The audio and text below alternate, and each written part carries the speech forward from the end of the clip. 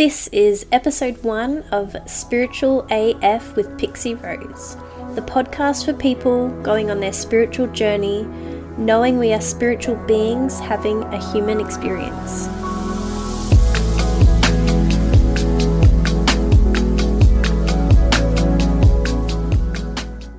I'm here to represent those aligning to spiritual teachers, those that are woke, but those in all of this enlightenment want to keep it real. I'm a soulpreneur, and I'm living proof that you can live consciously, ethically, achieve all your dreams, and live in abundance. I have been running my own intuitive services called Pixie Steps for 2 years. I work as a psychic and medium. I'm also a level 2 quantum healing hypnosis technique practitioner, and I'm a proud mum to 2 young children. When I had my spiritual awakening, I dived deep into every spiritual teaching I could find, and I did my best to follow these teachings. One thing that I found quite early on was that it felt like the spiritual path couldn't fully apply to me because I had a baby. One thing I want to bring to this podcast is how to be spiritual when you're a mum, especially when you're a single mum. So how can you be in 5D when you have small children?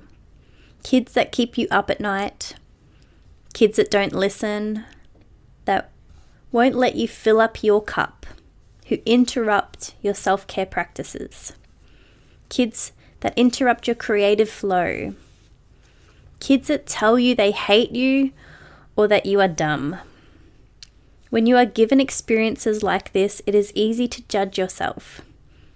I must have failed as a mother, or I've spoilt my kids, I've given them too much love, and now they are ungrateful. How can you transmute these thoughts and feelings when you don't get 20 minutes to meditate, when you can't get enough silence to gather your thoughts, to journal them out, when you are single and you can't leave the kids at home so you can go for a run? You are forced to sit in these emotions. You are spiritual enough that you can see this must be a lesson. You need to find gratitude in this experience.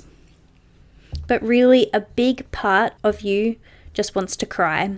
Find some escapism in a vice like alcohol, junk food, TV, or even sex, with the soundtrack of Buried Alive by OTEP. Spirituality is belief and practice. It is having the belief in something higher than yourself, but also practicing these beliefs. These practices may be yoga, meditation, dance, tantra. What happens when you can't live your best life for a period of time because of certain circumstances? You may be single, you may be in lockdown, you may be experiencing sickness. There could be a combination of things that hinder your spiritual practices. We are meant to be rising to 5D, and yet you keep getting bogged down in 3D bullshit. Know this: if you weren't given these special circumstances, you could quite easily bypass these difficult emotions. There is a rise in toxic positivity that fears the shadow work, that tells us to transmute all of this to love and joy. This is not always the reality. Feeling these feelings is not a problem that needs to be fixed. It's not something that you just need to get over. It's not always possible to transmute it into something that feels better, that feels more comfortable. These are growing pains. Growth feels uncomfortable.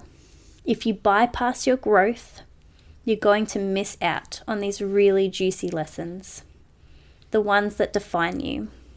There are many times in my life where I feel like my life would be better because of this, that, or the other. I need to forgive myself every day for wanting to escape my dark moments. I forgive myself again and again. I may always need to. Yes, I am a spiritual being, but I'm having a human experience. I'm creating my reality. And I'm creating a reality with so much growth, so much substance in my lessons. Ease and grace would have been great, but maybe my soul knows that I would get bored of that. And that is why I create challenges, awkwardness, and even rage. We don't look for enlightenment and peace. That's what we might think is the goal.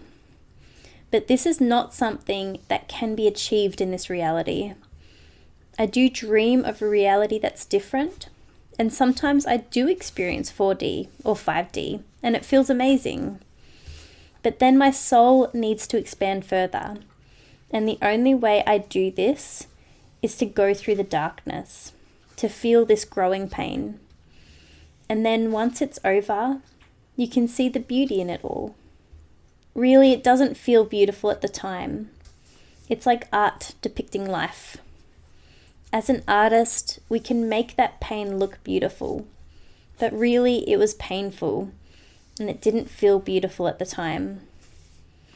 Looking back at it as a form of beauty makes it all worth it. Do I know polarity in creation or separation? Thank you for listening to my first episode.